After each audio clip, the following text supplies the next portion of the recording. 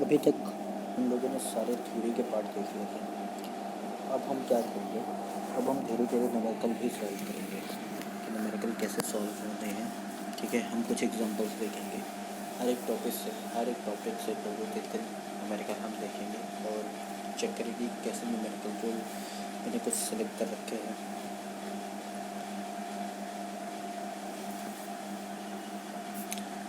Numericals को check करेंगे और देखेंगे कि कैसे क्वेश्चन सोल्व किया जाता है। ठीक है, 12.4 देखो उस क्वेश्चन में क्या कह रहा है कि टू इन्वॉल्व्ड गियर्स, देखिए two involved gears of 20 degree pressure angle are in mesh. ठीक है, two involved gears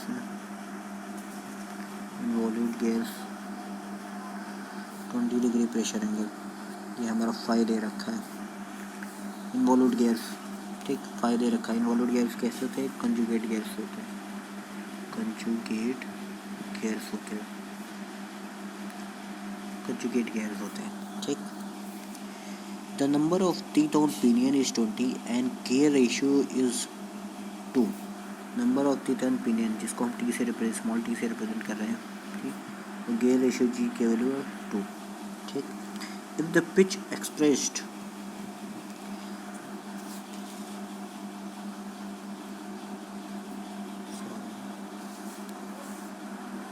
number of gears on pinion दे रखा है, गियर रेशियो दे रखा है। ठीक है, उसके बाद क्या कहते हैं, if the pitch expressed in module is 5 mm, pitch express in module is 5 mm and the pitch line के अलाउंग, जैसे अगर ये दो सर्कल है, दो गियर मेस कर रहे हैं, तो पिच लाइन के अलाउंग जहाँ पे मेस कर रहे हैं वहाँ की स्पीड दे रखी है 1.2 मीटर पर सेकेंड। 1.2 मीटर पर second. Assuming addendum at standard and equal to one module. Assuming addendum as standard and equal to one module, मतलब AP की वैल्यू mm दी है। ठीक, one module. Find the angle turned by the pinion when one pair of teeth is in mess. हमें ये निकालना है कि find the angle turned by pinion. Find the angle turned by pinion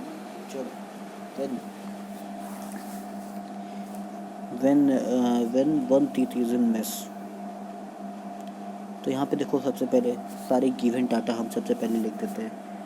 phi 20 degree, T 20, G capital T upon T is equal to 2।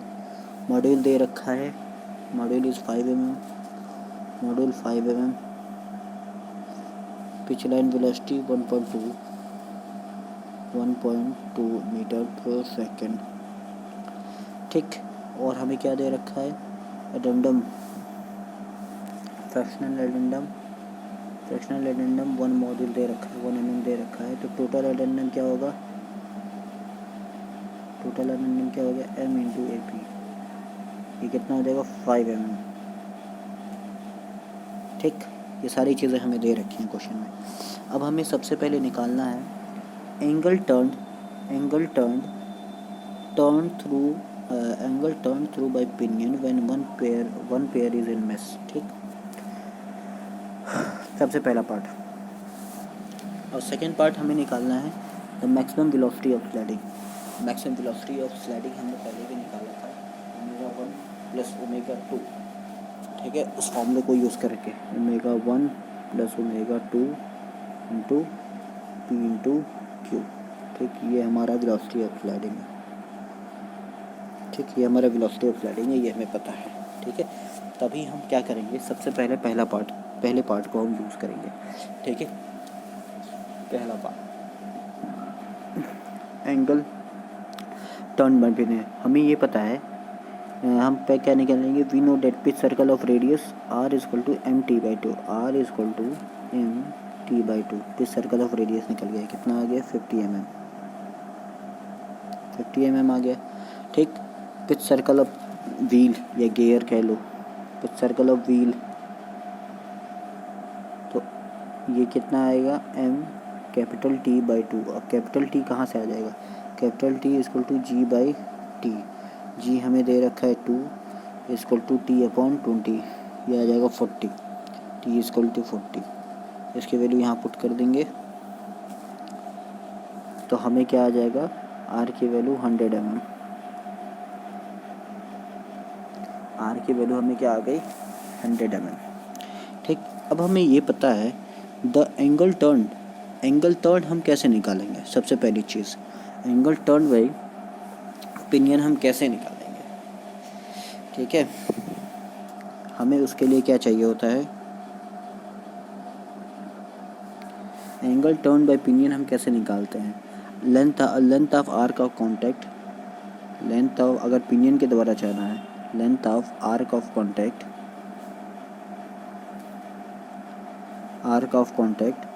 Upon, अगर pinion के लिए निकालना है तो स्मॉल आर, और व्हील के लिए निकालना है तो कैपिटल आर। हमारा ये फॉर्मूला होता है। ठीक है, तो मतलब बेसिकली हमें क्या निकालना है, length of path of contact. वहाँ से उसको cos फाई से डिवाइड करेंगे तो length of arc of contact मिल जाएगा। ठीक है, length of path of contact. या दूसरा तरीका ये है कि हम length of path of contact निकालें और उसको हम क्या circumference of pi D into 360 कर दें, हमें ये निकल जाएगा।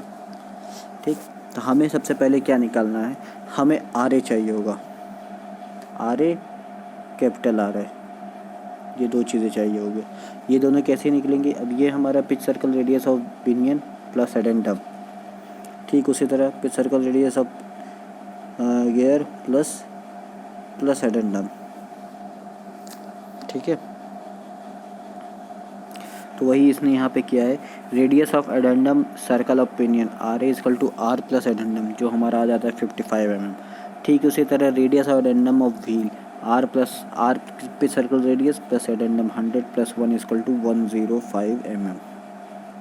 ठीक, अब आर ए निकल गया, आर मुझे पता है, तो हम बड़े आराम से पाथ ऑफ अप्रोच और पाथ ऑफ रिसेस निकाल सकते हैं। K P equal to under root of R A square minus R cos square phi minus R sine phi. हम इस तरीके से निकाल सकते हैं व्हील का के पी, पाथ ऑफ अप्रोच।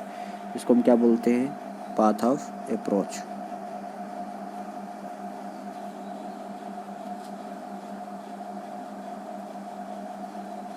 ठीक, उसी तरह हमें पाथ ऑफ रिसेस निकल जाएगा।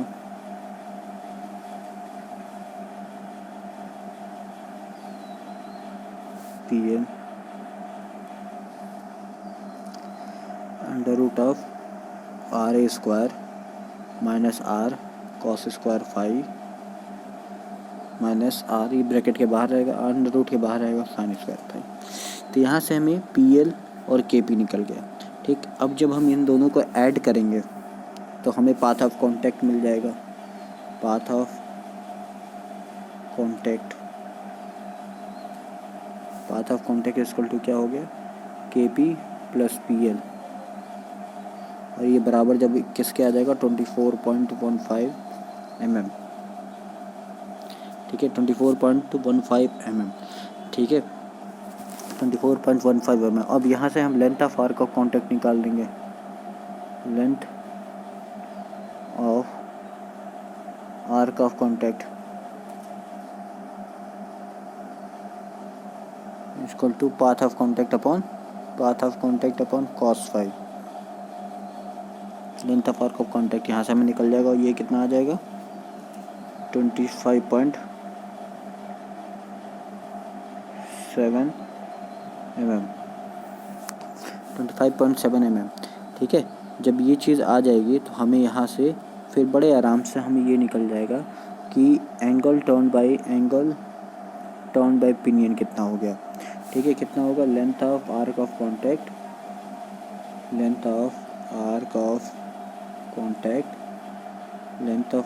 Contact into 360 degree upon pi into D circumference. ठीक है, ये हमें निकल जाएगा। अगर पिनियन का देखना है तो into pi into small D हो जाएगा, ठीक है। और अगर गियर का देखना है तो पाई इंटू कैपिटल डी हो जाएगा। तो यहाँ से हमें क्या मिल गया, angle turn by pinion. Second हमारा है मैक्सिमम वेलोसिटी ऑफ स्लाइडिंग, वो क्या होता है omega 1 plus omega 2 into Q into P, ठीक। क्यू इंटू पी क्या है,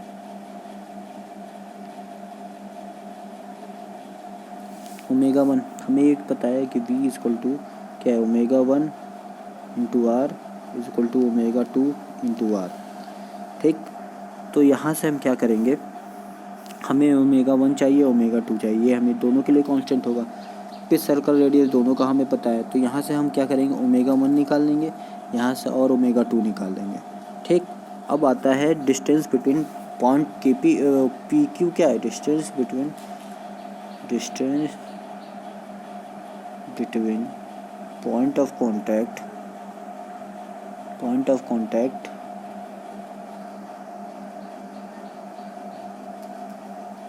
एंड पिच पॉइंट,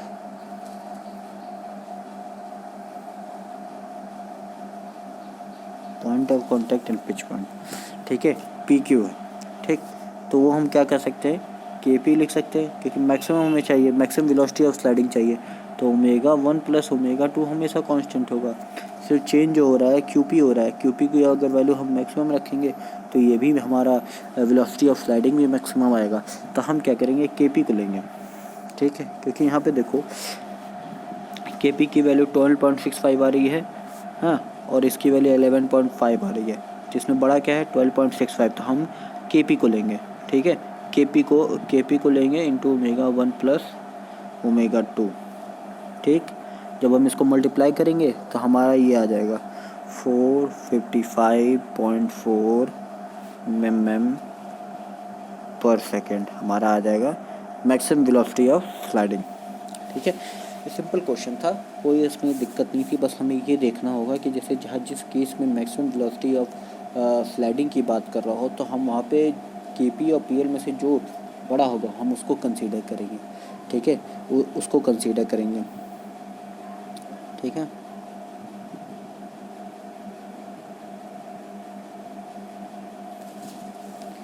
के पी और पी एल में से जो बड़ा होगा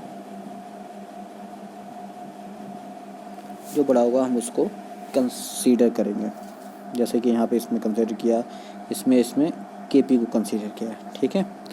अब अगला एग्जांपल देखते हैं, एग्जांपल 12.8।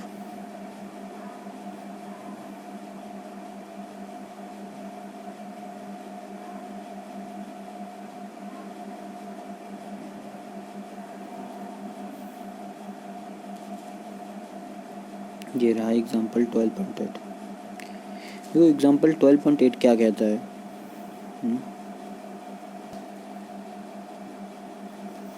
अब हम अगला एग्जांपल हम देखेंगे, वो एग्जांपल 12.8 देखेंगे। तो 12.8 एग्जांपल क्या कह रहा है कि 2 matting gears have 20 and 40 involute teeth of module 10 mm। मतलब स्मॉल टी इन्वॉल्यूट गेयर हैं, दोनों के दोनों, टी 20 दे रखा है, कैपिटल टी हमारा 40 दे रखा है, ठीक है, और इनका मॉड्यूल दे रखा है 10 mm, 20 प्रेशर एंगल दे रखा है, ठीक। The addendum on each wheel is to be made of such a length that the line of contact on each side of the pitch point has half the maximum possible length। यहाँ पे ये देखिएगा, the addendum on each, देखो, the addendum on each wheel is to be made of such a length, इतने length का बनाने that the line of contact on each side of the pitch point has half the maximum possible length।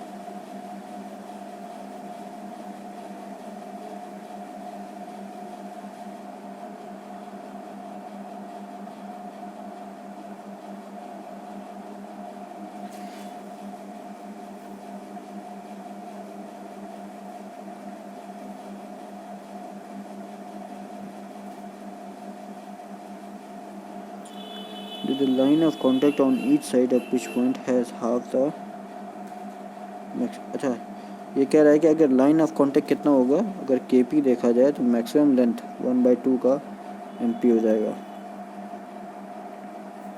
ठीक है। Determine the addendum height for each gear wheel, length of part of contact, R का contact या contact ratio. ठीक, इसमें यही सबसे अच्छी जो स्टेटमेंट है ना, यही इसको समझना बहुत ज़रूरी है। इसी स्टेटमेंट को बस समझना, बाकी सारे तो सिंपल हैं। तो ये सारे गिवन थे। हमें पता है pitch circle radius of small gear wheel R equal to mt/2। Module हमें दे रखा है 10 mm, नंबर ऑफ T20 दे रखा है बाई 2, 500। पिच सर्कल रेडियस क्या आ गया, 100 आ गया। ठीक, उसी तरह हम pitch circle radius of gear निकालेंगे, वो 200 आ जाएगा।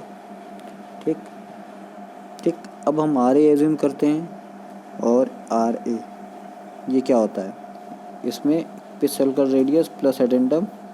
ठीक, उसी तरह इसमें भी pitch circle radius plus addendum. ठीक, और सिंस यहीं पे तो स्टेटमेंट है ये, जो यही हमें देखना है। Since the addendum on each wheel is to be made of such a length that the line of contact on each side of pitch point, that is path of approach and path of recess, has half the maximum possible length। ठीक है, मतलब Kp क्या है, is equal to 1/2 of MP।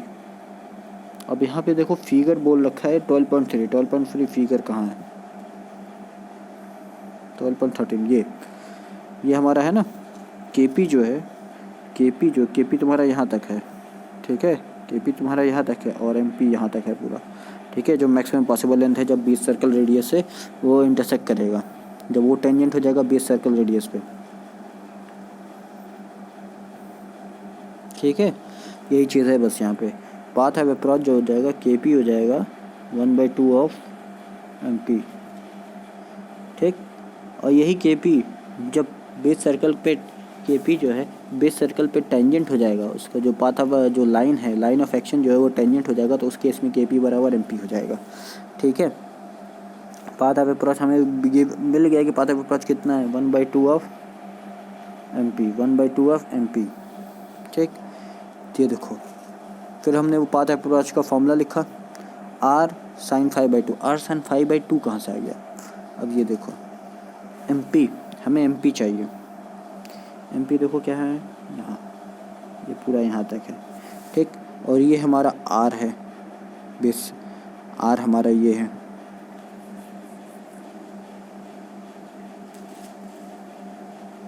R तुम्हारा ये है pitch circle radius, हमें ये चाहिए। मतलब ये एक ट्रायंगल है, ये R है, ये राइट एंगल ट्रायंगल है। ठीक है, ये एंगल फाई है। तुम इस तरीके से देखो, तो ये देखोगे तो क्या हो जाएगा, साइन फाई इक्वल टू क्या होता है, अगर हम इसको P मान लें, हमें ये डिस्टेंस चाहिए ना, P is equal to P upon R, तो P क्या हो जाएगा, R साइन फाई आ गया। चलो,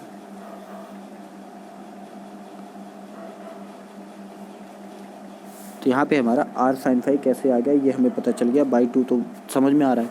फिर यहाँ से जब ये सारी वैल्यूज़ हम पुट करेंगे तो यहाँ से हमें RA की वैल्यू निकल जाएगी। जब RA की वैल्यू निकल जाएगी तो RA माइनस R कर देंगे तो हमें एडेंडम मिल जाएगा। एडेंडम कितना आ रहा है, 6.5। ये किसके लिए आ रहा है, 6.5 mm हमारा व्हील के आ रहा है, गियर के लिए आ रहा है, व्हील के लिए आ रहा है। ठीक, उसी तरह अब पाथ ऑफ रिसेस की बात आती है, फिर उसमें भी यही काम करेंगे। ठीक, R sin 5/2। ठीक, ये देखो, फिर वही सेम प्रोसीजर वहाँ से निकालेंगे, RA की वैल्यू निकालेंगे वहाँ से। ठीक है, यहाँ से हम RA की वैल्यू निकालेंगे। RA की वैल्यू कितनी आ रही है, 13116.2 mm। तो एडेंडम कितना आ जाएगा, इसमें से पिच रेडियस को अगर माइनस कर देते हैं, एडेंडम कितना आ जाएगा, 6, एडेंडम आ जाएगा हमारा 6.2 mm। तो दोनों के लिए हमें एडेंडम निकल गया। और क्या फॉर्मूले, और क्या हमसे पूछा था, determine the addendum height for each, दोनों के लिए एडेंडम पूछा था। ठीक है, फिर length of path of contact, arc of contact और कॉन्टैक्ट रेशियो। अब पहले हमें अडेंडम दोनों के लिए निकल गया, ठीक, एक ये। अब हमें क्या, अब तो हमें पाथ ऑफ कॉन्टैक्ट और पाथ ऑफ उसका निकालना है, तो हम बस सीधे KP प्लस PL को ऐड करेंगे, तो ये दोनों R plus capital R upon sine phi by 2। R plus R की, R और कैपिटल R स्मॉल r की हमें वैल्यू पता है, तो हम इसकी वैल्यू पुट करेंगे। यहाँ से हमें क्या आ जाएगा, length of path of contact कितना आ रहा है, 51.3 mm। फिर arc of length of arc of contact कितना आ जाएगा,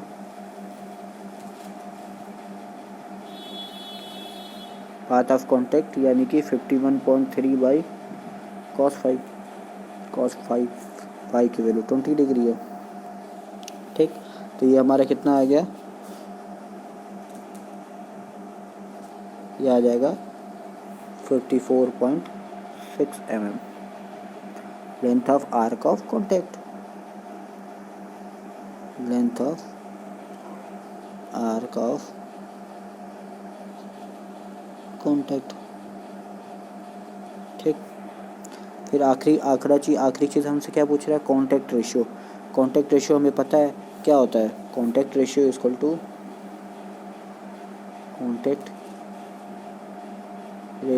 to length of path of contact, length of path of contact upon PC क्या है, सर्कुलर पिच। ये क्या होता है, पाई d अपॉन टी। जब हम इसकी वैल्यू इस फॉर्मूले में रिपोर्ट करेंगे तो यहाँ से हमें कॉन्टैक्ट रेशियो कितना आ जाएगा, कॉन्टैक्ट रेशियो हमारा आ जाएगा 1.74 या अप्रॉक्सीमेटली हम 2 कह सकते हैं, ठीक। निकल गया ये क्वेश्चन, ठीक है। ये सिंपल क्वेश्चन है। देखो गियर और गियर ट्रेन में बहुत ही सिंपल क्वेश्चन आते हैं, तो थोड़े बहुत टिपिकल क्वेश्चन आते हैं वो तुम्हारे गियर ट्रेन से आते हैं, खास तौर से जब वो एपिसाइक्लिक गियर की बात कर रही है, वो कर रहा होता है वहाँ पे, तो अभी हम उसके भी एग्जांपल देखेंगे, तो इस हमारा वो भी ख़त्म हो जाएगा, ठीक है। एपिसाइक्लिक गियर के बारे में भी हम एग्जाम्पल देखेंगे, ठीक है। तो आप लोग को वो भी समझ में आ जाएगा कि कैसे वर्क करता है, ठीक है। तो इस तरीके से हमने ये भी देख लिया कि देखो सब कुछ क्वेश्चन के स्टेटमेंट में, क्वेश्चन का स्टेटमेंट क्या कहता है उसी के अकॉर्डिंग सब कुछ सॉल्व होता है, ठीक है। अब हम गियर ट्रेन के कुछ क्वेश्चन देखेंगे, ठीक है। गियर ट्रेन के कुछ क्वेश्चन देखेंगे।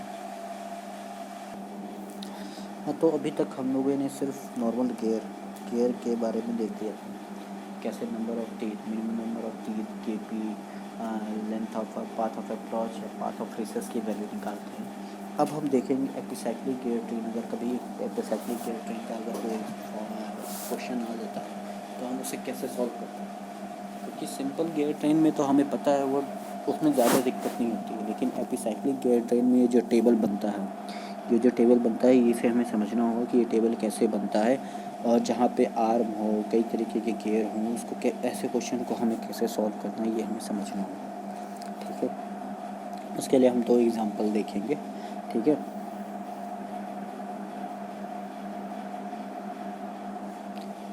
ठीक, देखो सबसे पहला कि an epicyclic gear train consist of 3 gears A, B and C as shown in figure 13.10। ये है हमारा 13.10 गियर A, B छोटा वाला और ये C, और बीच में एक आर्म है। तब ये देखोगे कि जो गियर B है पॉइंट E के अबाउट ऐसे मूव करेगा, ठीक। A के पास 72 इंटरनल टीथ हैं, गियर C के पास 32 इंटरनल टीथ हैं, और गियर B जो है messes with both A and B and is carried an REF which rotate about center A। तो हमें आर्म का RPM दे रखा है इज इक्वल टू 18 RPM, ठीक। If gear A is fixed, A को इसने फिक्स कर दिया है, A को फिक्स कर दिया है, तो हमें B और C का स्पीड निकालना है। ऐसे सिचुएशन देखो ये सारी चीज़ें हमें पता चल गई, गिवन है, यहाँ पे भी लिखा हुआ है, ठीक। हमारा A फिक्स है, तो हम देखो जो टेबल बनाते हैं, ठीक है, हम सबसे पहले ये एज्यूम करते हैं कि उसमें कोई फिक्स नहीं है, कोई आर्म को कोई मूवमेंट नहीं दे रखे हैं, ठीक है। सबसे पहले तो हम कंडीशन यहाँ पे, जैसे यहाँ पे लिखा है कंडीशन, हम टेबल ऑफ मोशन। इससे हमारा स्टेटमेंट बहुत आसान हो जाता है, सॉल्व करना बहुत आसान हो जाता है। सबसे पहले कंडीशन, तो सबसे पहले कंडीशन हम ये मानते हैं कि आर्म हमारा फिक्स्ड है, मतलब उसमें कोई मूवमेंट नहीं हो रहा है, ठीक है।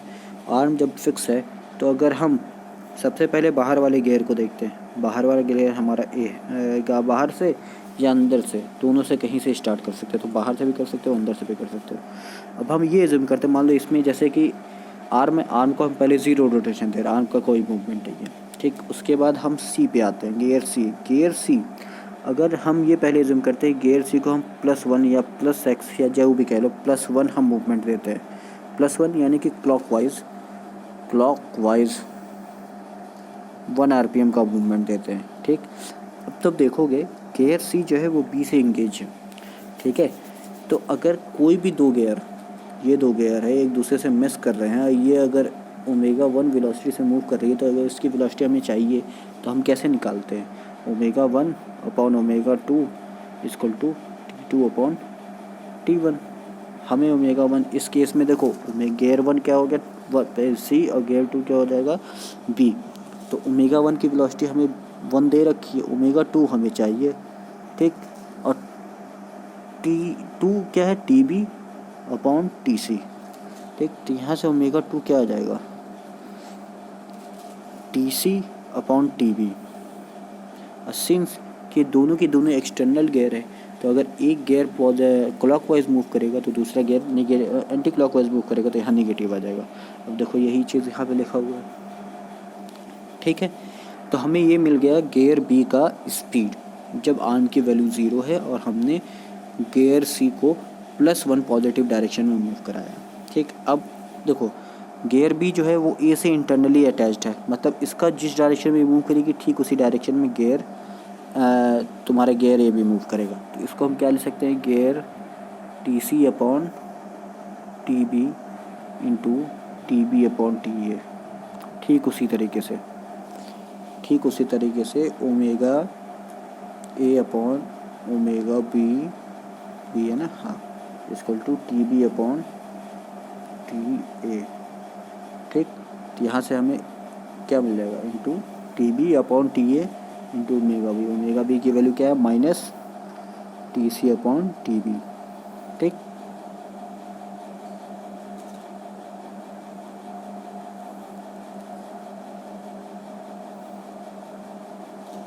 ठीक, ये हमारा आ गया, ठीक, ये हमारा आ गया। अब TB कैंसिल आउट हो जाएगा, यहाँ बचेगा क्या -TC/TA। एक रिलेशन ये मिल गया, पहले वाले जब इस आर्म की वैल्यू 0 थी, ठीक। ये 1 पे है +1, अगर हम +x रोटेशन देते हैं तो यहाँ 1 को रिप्लेस कर देगा x -x यहाँ पे, ठीक।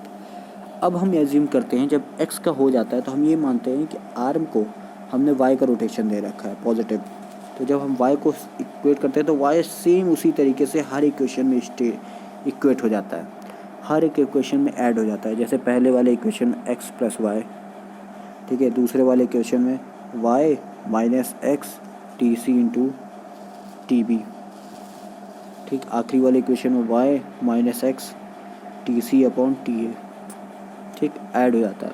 हम कोई कंडीशन नहीं लगाते हैं, जो यहाँ पर रखा है कि ए फिक्स्ड है, ये सारी कंडीशन हम सबसे आखिरी में लगाते हैं, ठीक। अब हमें निकालना, अब ये हमारा सारा इक्वेशन मिल गया, हर एक गियर का इक्वेशन मिल गया वो कैसे मूव कर रहा है। अब हम जो क्वेश्चन में गिवन है कि जैसे ये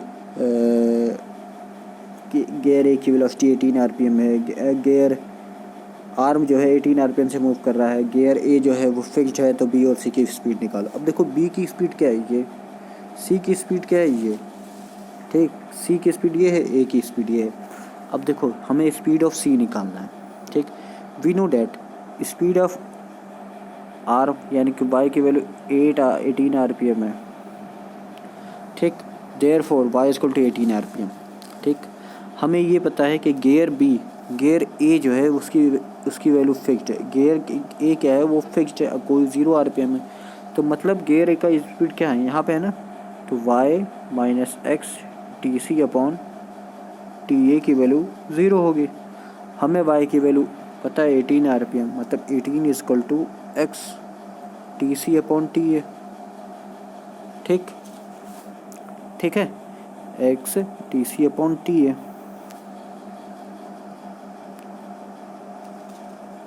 टी सी अपॉन टी है। और हमें देख गिवन भी क्या है कि टी सी का दे रखा है 32 और टी ए का दे रखा है 72। तो जब हमें ये पता चल गया तो हम यहाँ से x की वैल्यू निकाल सकते हैं 18 इंटू 72 अपॉन 32। यहाँ से x की वैल्यू क्या आ जाएगी 40.5। जब हमें 40.5 यहाँ से x की वैल्यू आ गई तो हम सबसे पहले गेयर सी x की वैल्यू y की वैल्यू पहले पता थी, गेयर सी की वैल्यू निकाल सकते हैं। तो हमें स्पीड ऑफ गेयर सी कितना आ जाएगा 58.5 RPM। सिंस ये पॉजिटिव है तो मतलब क्लॉकवाइज डायरेक्शन में, ठीक है। फिर गेयर बी क्या है, गेयर बी तुम्हारा ये है, वाई भी पता है, एक्स भी पता है, टी सी भी पता है, टी भी हमें नहीं पता है, टी भी हमें नहीं पता है। तो हमें सबसे पहले टी भी निकालना होगा, वो कैसे निकलेगा। अब देखो ये डिस्टेंस सेम है, रेडियस। अब देखो होता क्या है, वो क्या कि रेडियस ऑफ गेयर ई नहीं, radius of gear C, radius of gear C या ये कह लो D C upon 2 plus D B, ठीक, is equal to D A by 2, ठीक है। ये डिस्टेंस बराबर होगा, अब डी सी कितना है, ठीक है, ये चीज़ सेम है। तो यहाँ से ये इक्वेशन आ गया, ठीक। अब इस चीज़ को हम इस फॉर्म में लिख सकते हैं, कैसे, क्योंकि देखो इन दोनों का मॉड्यूल सेम है, ये दोनों एक दूसरे में मेच कर रहे हैं, सेम है। मतलब M C is equal to M B and M B is equal to M A.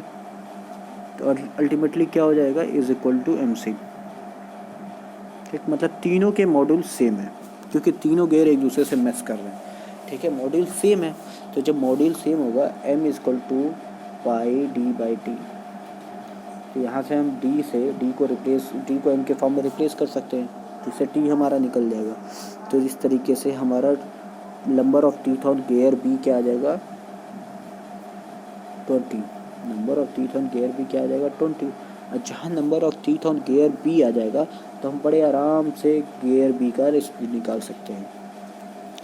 Gear B का जब वैल्यू पुट कर देंगे तो हमारा गेयर बी का y minus X T C upon T B. अब क्या है, y की वैल्यू भी हमें पता है, x की वैल्यू भी पता है, टी सी की भी वैल्यू पता है, अब टी बी की भी वैल्यू पता चल गई। तो हमारा gear speed of gear B क्या आ जाएगा, स्पीड ऑफ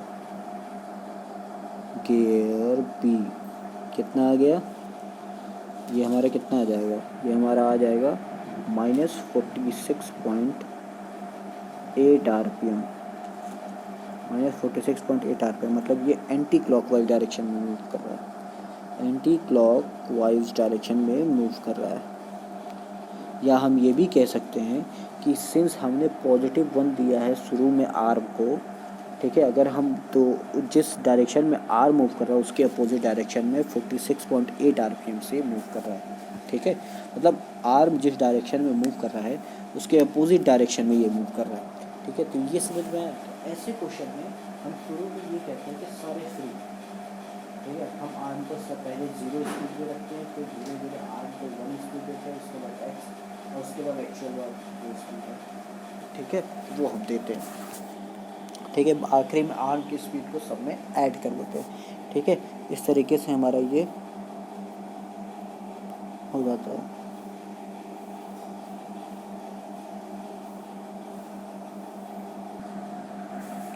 ठीक है, अब हम अगला एक क्वेश्चन करेंगे उसी तरीके का जो सन एंड प्लैनेट गेयर सिस्टम का है, ठीक है। ये हमारा सन एंड प्लैनेट गेयर सिस्टम है, ठीक है। समय हमें पता ही है, इसके बारे में हमने पढ़ा भी है, ठीक है। इसके बारे में पढ़े, इसका एक न्यूमेरिकल सॉल्व करेंगे। In an epicyclic gear of the sun and planet type shown in figure 13.13, the pitch circle diameter of the internally toothed gear is said to be 224 mm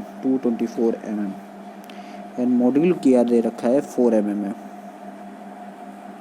pitch circle diameter किसका दे रखा है, of internally toothed gear, internally toothed यानी D, जो gear D की बात कर रहा है, ठीक। देखो यहाँ पे लिखा भी हुआ है, ठीक। व्हेन द रिंग डी, वही मतलब गियर डी जो है, when the ring D is stationary the spider A, spider ये एक तरह का आर्म कह लो, A which carries 3 planet wheels, C 3 planet wheels of equal size is to make one revolution in same sense as the sun wheel V. For every 5 revolution of the driving spindle carrying the sun wheel B, determine suitable number of teeth for all wheels. हमें number of teeth सबका निकालना है। ठीक उसी तरीके से given देखो D 224 mm, module 4 mm, और हमें ये दे रखा है कि जितना नंबर ऑफ रिवॉल्यूशन जो होगा उसका 1/5 होगा, ए जो रिवॉल्व जितना करेगा उसका 1/5 बी रिवॉल्व करेगा। मतलब जितना ए जो है नंबर ऑफ रिवॉल्यूशन जो बी है उसका 1/5 रिवॉल्व करेगा। ये देखो यहाँ पे लिखा हुआ है, is to make 1 revolution in the same sense as sun wheel for every 10 revolution. मतलब एन ए जो है 1 रिवॉल्यूशन करेगा जब जितने में सन व्हील 5 रिवॉल्यूशन करेगा। ठीक, ये हमने एज्यूम कर लिया है कि T A T B T C ये सारे इसके। अब हमें क्या करना है, सबसे पहले टेबल, बाकी सारी चीज़ें बाद में। स्पाइडर यहाँ एज अ आर्म हमारा एक्ट कर रहा है, ठीक है। स्पाइडर को ही हम ये कह सकते हैं कि हमारा आर्म है, ठीक। आर्म में हमें कोई, अब यहाँ पे देखो बी, सबसे अंदर गियर क्या है बी से क्या अटैच्ड है सी, ठीक। तो समझ में आ गया ना, +1, फिर वो minus T B upon T C कैसे आ गया, ठीक है। +1 minus T B upon T C कैसे आ गया। फिर जो सी जो है वो सी तुम्हारा डी से इंटरनली अटैच है, इसीलिए देखो इसमें भी माइनस है इसमें भी माइनस है, तो minus T B upon T C into T C upon T D. तो टी सी कैंसिल आउट हो जाएगा, minus T B upon T D, minus T B upon T D, ठीक है। ये हमारा आ गया, ठीक। ये +1 के लिए। अब हम क्या करेंगे, +x का रिवॉल्यूशन देंगे, ठीक। -x दोनों जगह आ जाएगा। फिर हम y को दे देंगे, y को ऐड कर देंगे, तो हमारा आखिरी में ये इक्वेशन क्या आ जाएगा, सन व्हील का स्पीड इतना आ जाएगा, प्लैनेट व्हील का सी का स्पीड इतना आ जाएगा, और तुम्हारा इंटरनल गियर की स्पीड इतनी आ जाएगी। अब हमें देखना है कंडीशन क्या क्या है। अब हमें कंडीशन देखना है। We know that when the sun wheel V makes +5 revolution, the spider A makes 1 revolution. Therefore, from the 4th row of the table, 1 2 3 4th row of the table, ठीक है, 4th row of the table, अगर Y को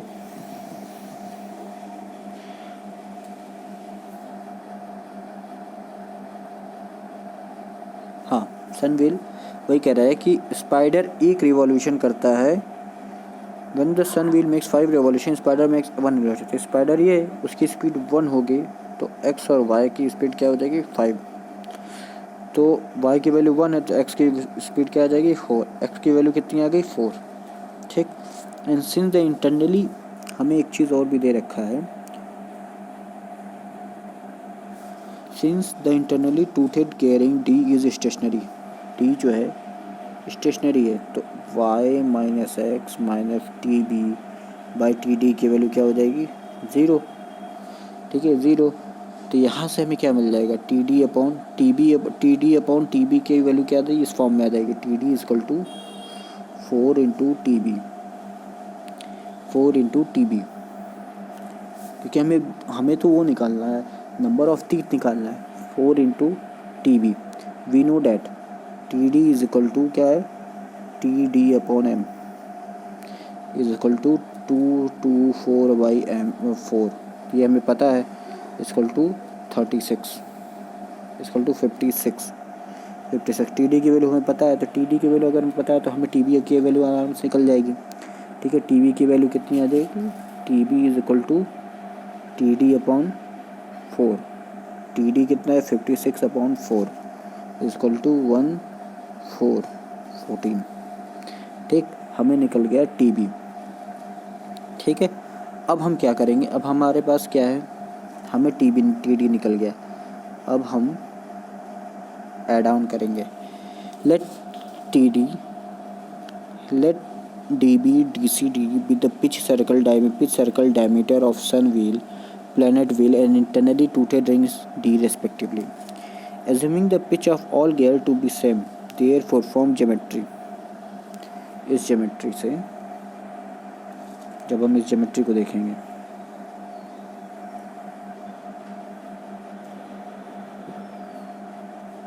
dB plus dB by 2 plus DC बराबर D by 2।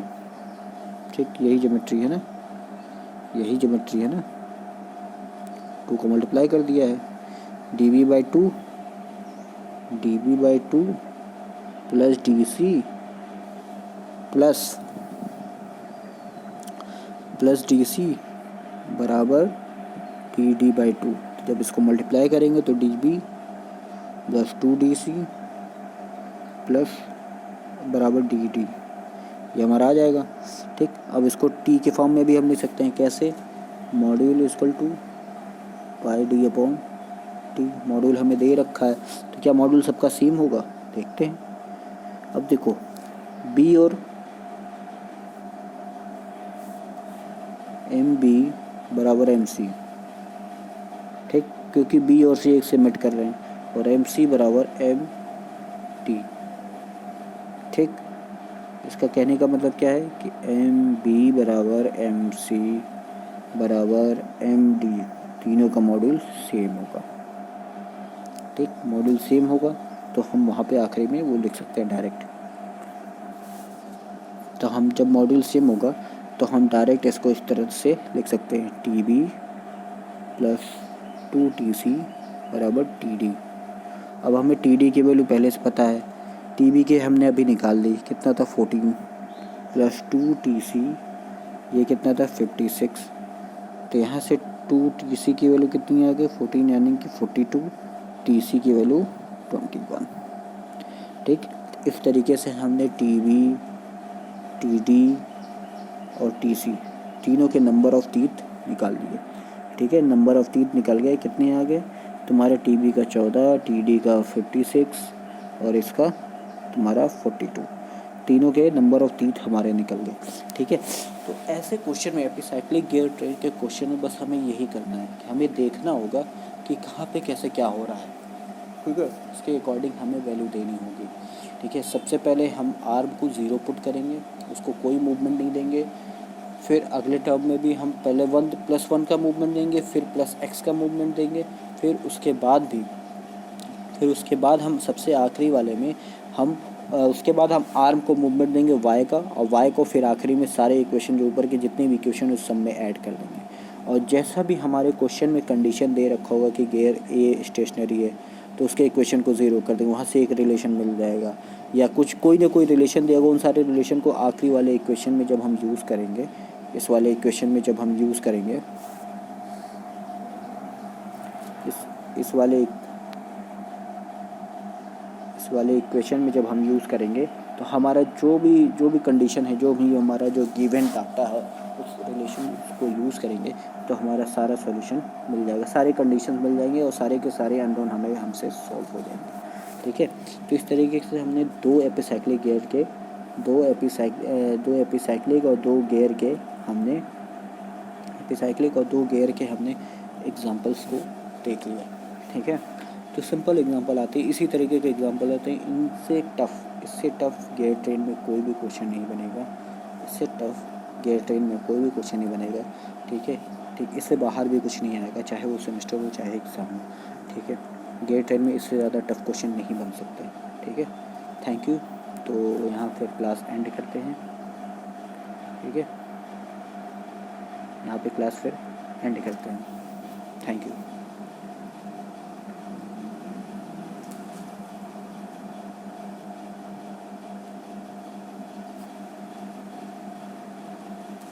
और इसके बाद हम लोग अगला देखेंगे। अगला हम गवर्नर हम देखेंगे, गवर्नर के न्यूमेरिकल को सॉल्व करेंगे इसके बाद। ठीक है, गवर्नर में हर तरह के गवर्नर के जितने भी तरह के गवर्नर है उनके कम से कम एक एक न्यूमेरिकल को हम सॉल्व करेंगे, वन वन न्यूमेरिकल को, मिनिमम वन वन न्यूमेरिकल को। और जो जैसे वार्ड गवर्नर है उसका एक, और वार्ड के अलावा अगर कोई गवर्नर है जैसे पॉर्टर हो गया, पॉरल हो गया, तो उससे 1 से 2 गवर्नर, 1 से 2 न्यूमेरिकल सबके सॉल्व करेंगे। ठीक है, 1 से 2 न्यूमेरिकल सबके सॉल्व करेंगे। ठीक।